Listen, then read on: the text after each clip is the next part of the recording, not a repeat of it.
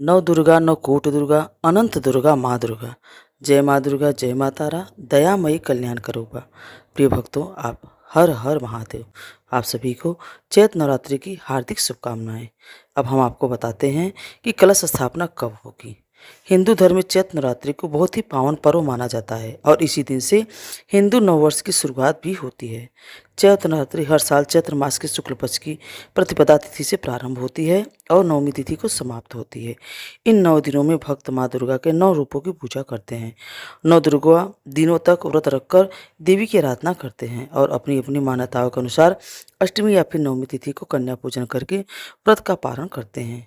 इन 9 दिनों में सच्चे मन से की गई पूजा को माता रानी स्वीकार करती हैं और अपने भक्तों को घर में सुख समृद्धि का आशीर्वाद बरसाती हैं।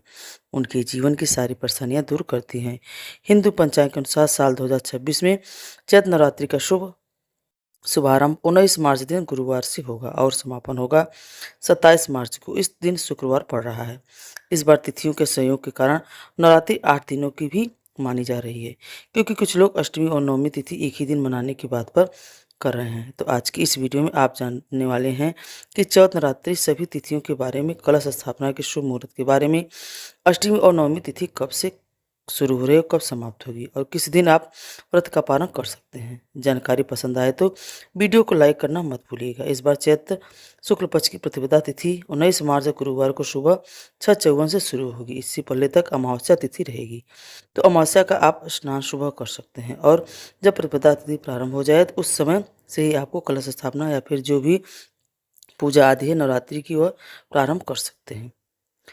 प्रतिपदा तिथि 20 मार्च के दिन शुक्रवार को सुबह 4:52 पर शुरू होगी और इसलिए नवरात्रि का पहला दिन 19 मार्च गुरुवार को ही रहेगा। इस दिन कलश स्थापना का शुभ मुहूर्त सुबह 6:54 से 7:43 तक रहेगा। अगर आप इस समय में कलश की स्थापना नहीं कर पाते हैं तो फिर अभिजीत मुहूर्त में भी कलश की स्थापना की जा सकती है, जो कि दोपहर 12:10 से 12:58 तक रहेगा। अष्टमी तिथि प्रारंभ होगी 25 मार्च दिन बुधवार को दोपहर 1:51 से और अष्टमी तिथि का समापन होगा 26 मार्च दिन गुरुवार को सुबह 11:59 तक। इसके बाद में नवमी तिथि प्रारंभ हो जाएगी। ऐसे में जो लोग अष्टमी और नवमी एक ही दिन मनाने की बात कर रहे हैं वे 26 मार्च गुरुवार को अष्टमी और नवमी की पूजा करके कन्या का पूजन कर सकते हैं। अगर आपके यहाँ पर अष्टमी के दिन कन्या पूजन होता है तो सप्तमी तिथि व्रत रखकर अष्टमी तिथि गुरुवार को सुबह 11:49 तक आप कन्या पूजन कर सकते हैं। अष्टमी तिथि के अंदर अंदर कन्या पूजन कर सकते हैं चाहिए और नवमी तिथि 26 मार्च गुरुवार को सुबह 11:50 से शुरू हो रही है। 27 मार्च से शुक्रवार को सुबह 10:07 तक नवमी तिथि रहेगी। इसके बाद में 10वीं तिथि लग जाएगी। ऐसे में जो लोग एक ही दिन यानी 26 मार्च गुरुवार को ही अष्टमी और नवमी मनाने की बात कर रहे हैं वे 26 मार्च गुरुवार को सुबह 11:50 से लेकर 12:30 तक दोपहर में कन्या पूजन कर सकते हैं, यानी नवमी का कन्या पूजन कर सकते हैं।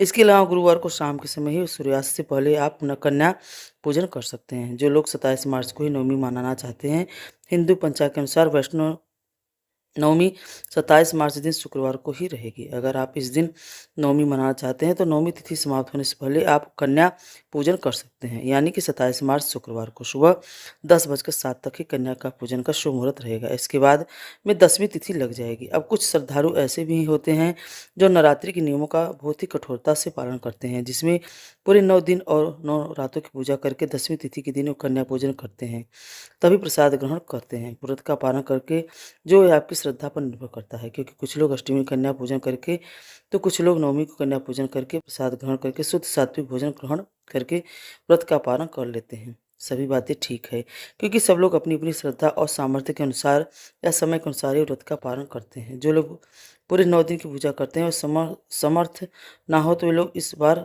26 मार्च गुरुवार को अष्टमी और नवमी एक ही दिन मना सकते हैं।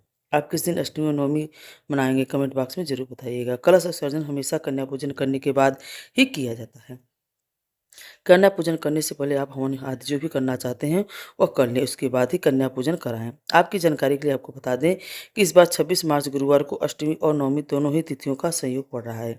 ऐसे में आप यदि अष्टमी नवमी एक ही दिन नहीं मनाना चाहते हैं तो 26 मार्च को अष्टमी की पूजा कर लें और नवमी तिथि का पारण आपको 27 मार्च शुक्रवार को करना चाहिए। हम 27 मार्च शुक्रवार को नवमी की पूजा करके कन्या पूजन भी उसी दिन करेंगे। हम भी प्रसाद ग्रहण करके व्रत का पारण कन्या पूजन करने के बाद ही कर लेते हैं। आप व्रत का पारण कब करते हैं कमेंट बॉक्स में ज़रूर बताएं। तो भक्तों, आपको यह कथा कैसी लगी? अगर अच्छी लगी हो जानकारी तो कमेंट में हमें ज़रूर बताएं। अगर आप हमारे चैनल पर नए हैं तो प्लीज़ हमें लाइक और सब्सक्राइब ज़रूर करें। हर हर महादेव।